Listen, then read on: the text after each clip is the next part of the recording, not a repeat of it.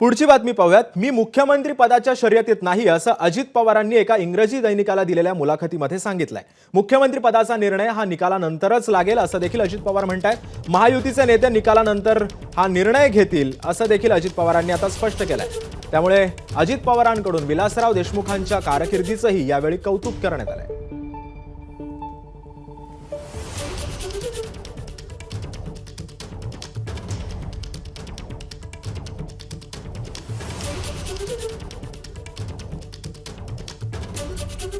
दरम्यान अजित पवार नेमके काय म्हणाले होते आपण पाहतोय। मी मुख्यमंत्री पदाच्या शर्यतीमध्ये नाही असं अजित पवार एका इंग्रजी वृत्तपत्राच्या मुलाखतीमध्ये म्हणतात।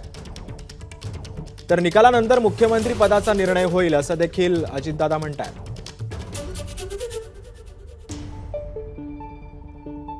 निकालानंतर महायुतीचे आमदार बैठकीत मुख्यमंत्री पदाचा निर्णय घेतील असं देखील अजित पवारांनी स्पष्ट केलंय।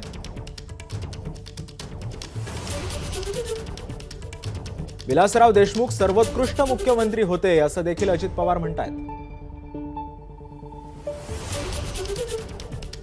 त्यांनी आघाडी सरकार योग्यरित्या चालवलं असं देखील अजित पवारांनी स्पष्ट केलंय।